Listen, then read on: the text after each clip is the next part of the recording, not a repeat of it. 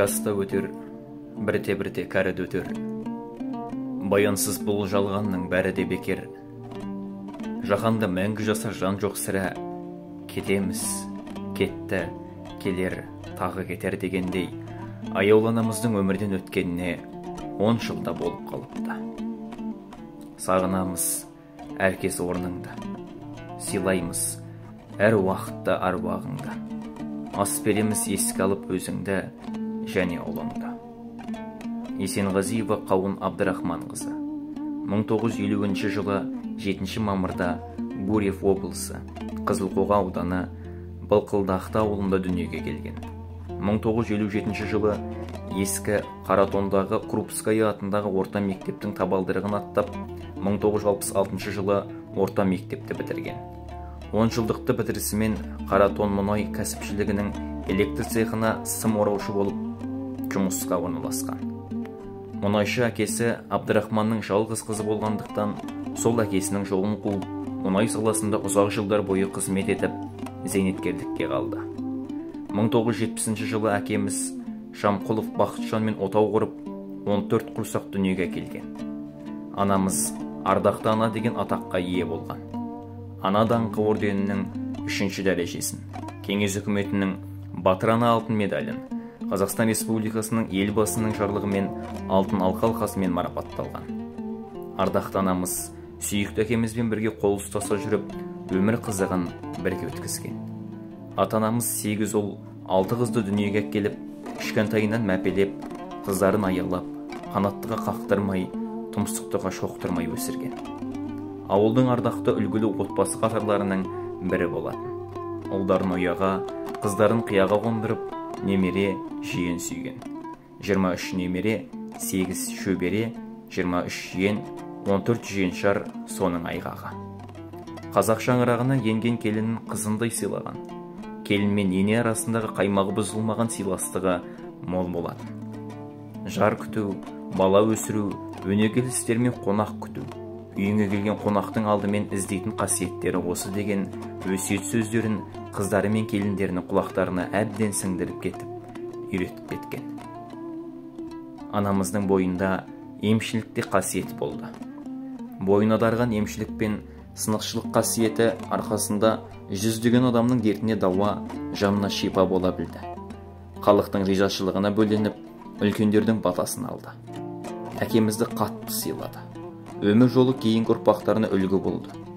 Ардақты да аяулы ана, асыл әже атанып, 2014 жылдың 23 қараша айында 64 жасында дүниеден өтті.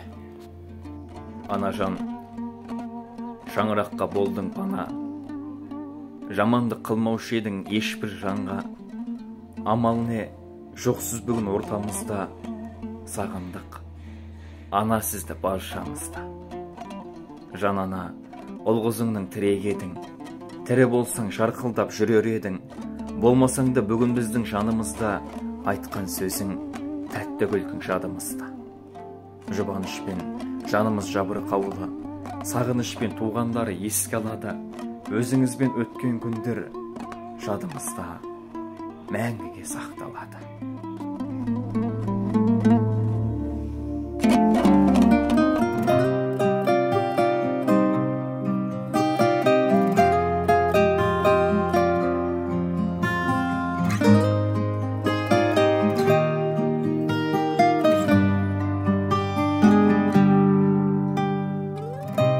Ай 10 күн толғайды, өмірге мені жолдайды.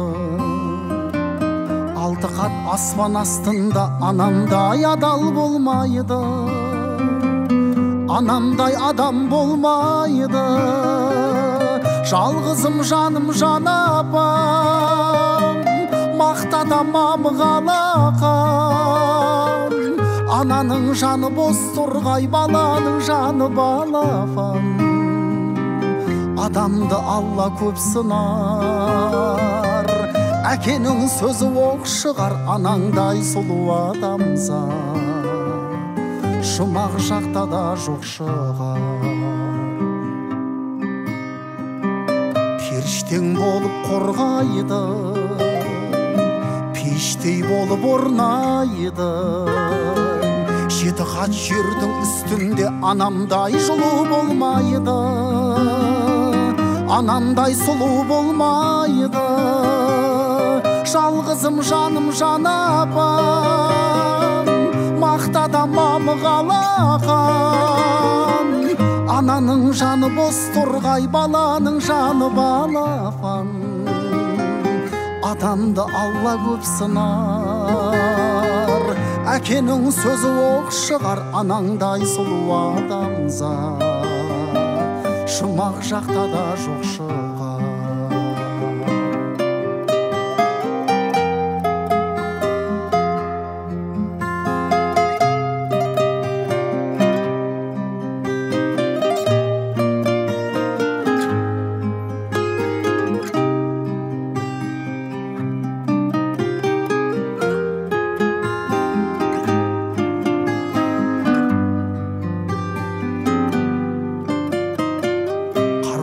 Анаң сол қайғы, ақ жүзін әжім торлайды.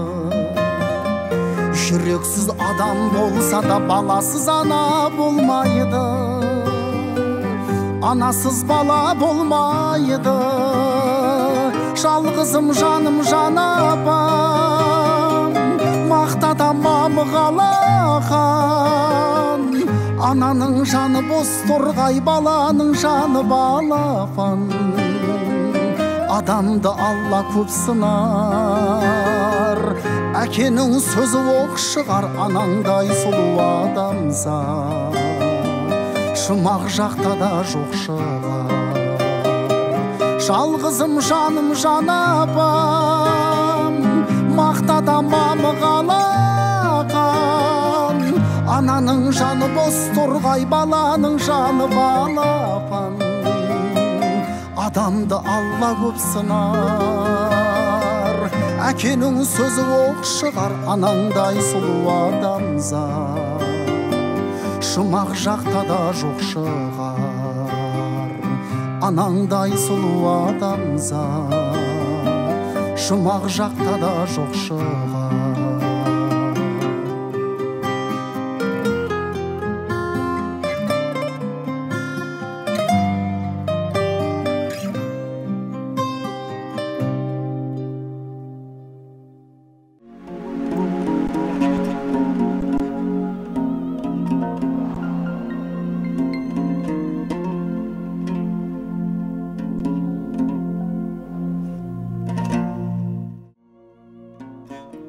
Тумақ барда өлмек бар дегенмен, бірақ өзіңмен тап осылай қоштасамыз деп ойлаппыз ба?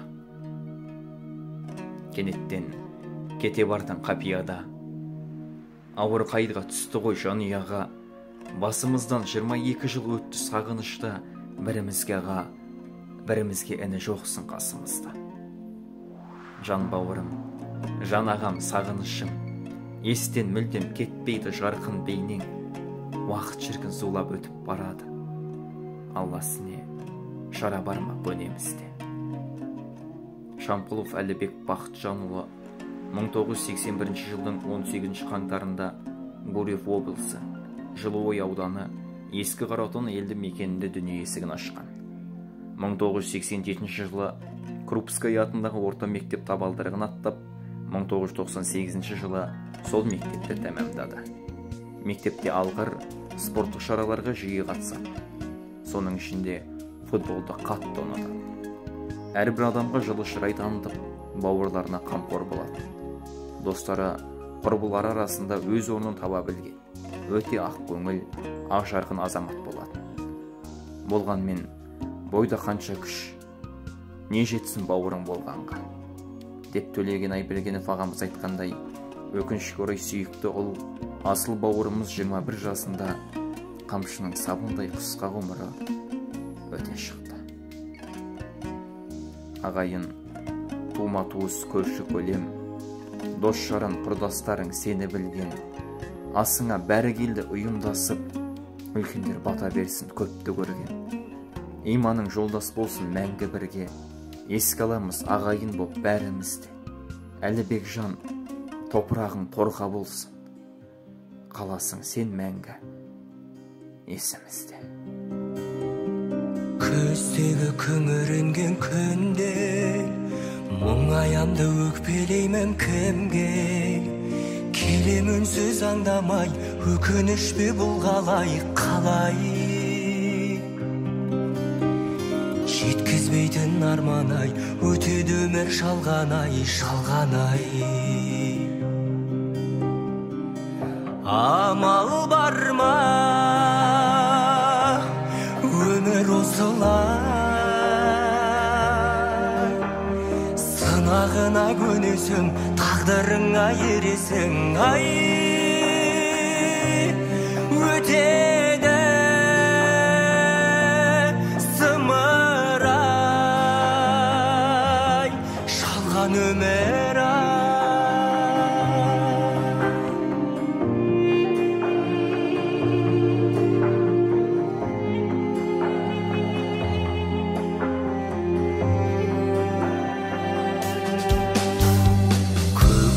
Жадыраған күнге мен қашан жетерімді білмей, жауыны көп таңдардай жаным мұңды бұл қалай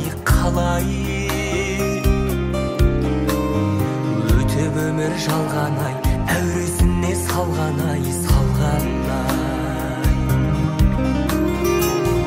Амал бар ма